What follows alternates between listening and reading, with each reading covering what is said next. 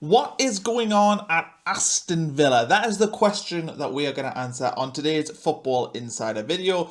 Please like and subscribe if you enjoy this content, and let's dive in to the issues that are going on at Aston Villa right now. So Aston Villa have started the Premier League season with 0 goals in their first 4 games, and they're the only team in the Premier League and EFL to be without a goal right now. They've got 2 points come from 2 0-0 draws against Newcastle and Everton, and they've also lost 2 of their games, notably a 3-0 defeat at home against Crystal Palace, but also a 1-0 away defeat at Brentford. So what is going wrong? Why aren't they scoring goals? And let's look at the data. So Villa have currently created the second least amount of expected goals in the Premier League, 3.1 from their first 4 games of the season, which does mean they are vastly underperforming their XG this season. So that would suggest that they've been maybe a little bit unlucky, but it also shows that they are creating less, substantially less actually, than 1 expected goal per game, which sums up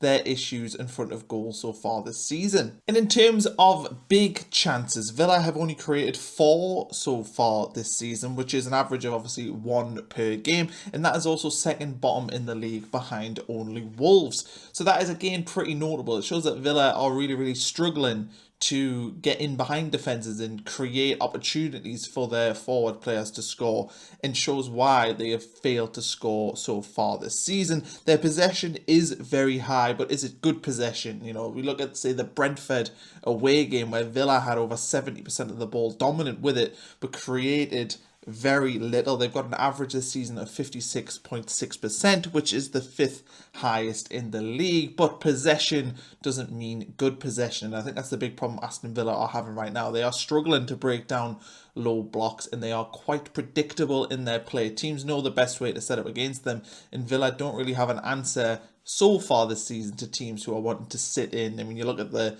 Crystal Palace game and the Brentford game being perfect examples of teams that sat in very deep and just utilised their counter-attacks to hurt Aston Villa. And the fact that Villa don't have an attacking or goal-scoring threat at the moment this season means that that plan is even better. You're more willing to give Villa more of the ball and sit in deeper because you expect that they won't be able to break you down. And I suppose the next question is, where is Ollie Watkins in all of this? Because he's played all of Villa's games so far this season. Is he the problem, or is it the service to him? Well, the truth is probably somewhere in the middle. Watkins looks like he is lacking in confidence, but it also feels like Villa aren't playing to his strengths and aren't helping him flourish as they normally would. I mean, he also doesn't have a backup striker behind him. John Duran was pushing him at the start of last season, and that's when Villa, you know, they didn't have a great start last season, but they relied on the fact they had that depth up front, whereas right now it feels like it's Watkins or nobody. You know, I don't think Unai Emery trusts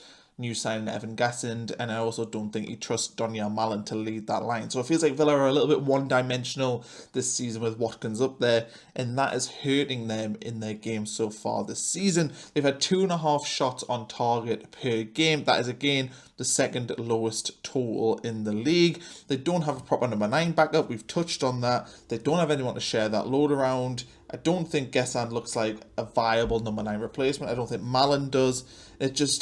It doesn't necessarily feel like this team's been unlucky this season. You know, sometimes teams can go through patches where they are creating and, you know, getting big chances, hitting the post, you know, coming up against good goalkeepers. It doesn't feel like we've had that so far this season with Aston Villa, which I think is why alarm bells are ringing around the Villa support as to why this problem has come up this season. So is this a fixable? You know, is this situation fixable for Aston Villa? And the answer to that is pretty simple. Yes, it absolutely is. Aston Villa have created last season 58 expected goals. They scored 57 of them. They're a very defensively solid team. They've kept 2 clean sheets this season. They have actually only conceded 4 goals in 4 games, which is 1 per game, which is, you know, an all right percentage, and 3 of them came in 1 matchup. So Villa are still strong defensively. They're still well organised. It's just getting that forward line to click. And there are issues around that. You know, why aren't they able to create? They have lost players like Marcus Rashford and Asensio. this summer. They also have struggled to get Morgan Rogers firing at the start of the season. He's obviously a key player for them. They're relying a lot on Emery Buendia, who isn't a bad player, but is he a top-level Premier League creator? I think the answer to that is probably no. Villa look toothless in attack. That's fundamentally the issue, but it's very possible that a few tweaks could turn this round. And the fortunate thing for Aston Villa is they have a lot of games coming up. They are in the Europa League. That means that's 8 additional midweek games. Yes, that can often hurt a team, but a team that needs confidence, it's not necessarily a bad thing to be playing a lot of football, because it feels like they could play themselves into form. You know, if they play in the Carabao Cup against Brentford tonight and win, then they've got Sunderland at the weekend, then they're into Europa League action.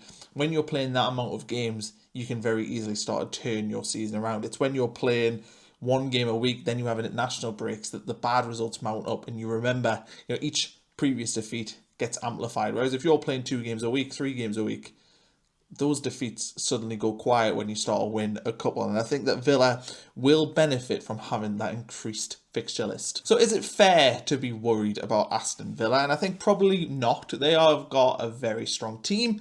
This is a team that got the Champions League quarter-final. Yes, they've lost some players. They've also added a few this summer. They've got one of the best managers in the world. And I think the only reason to be worried for Aston Villa is if they panic and make a decision. If, say, this weekend they lose against Sunderland and they've got 2 points from 5 games and they lose against a newly promoted team, maybe the pressure will begin to mount. But the one thing Villa need to do is keep their calm. The fan base and everyone else around the club need to keep their calm around Emery, because he is a proven top-level manager. I mean, if Villa were to sack Emery, who would they bring in that would be better? And that would be the big question for me. So I don't think that sacking Unai Emery is the answer here. And look, we know, I don't want to talk about PSR all that much in this video, but we know PSR has really hurt Aston Villa and what they've been able to do. And I think they are feeling the ramifications of that now.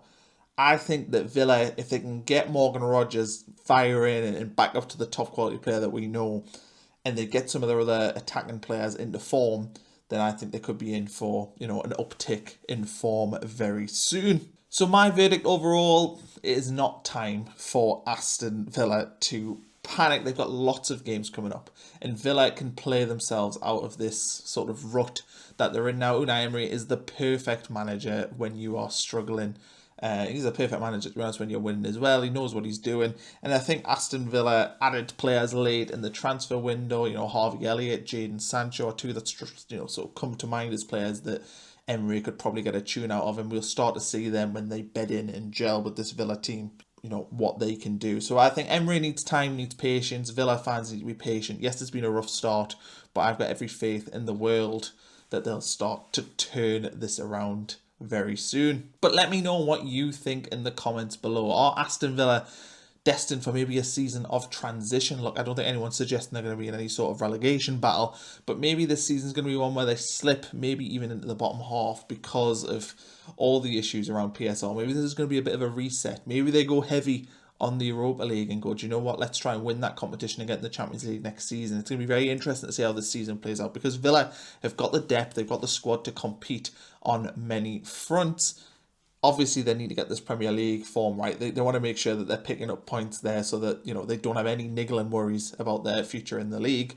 But they certainly could target success in the Europa League. They certainly could target the Carabao Cup and the FA Cup this season. They are a strong team, strong manager, a manager who's good with cup competitions as well. So I've got every faith in the world that Villa will turn this around. But let me know what you think. Thanks for watching, everyone. Please like and subscribe if you enjoy this content. We'll catch you for another video very soon.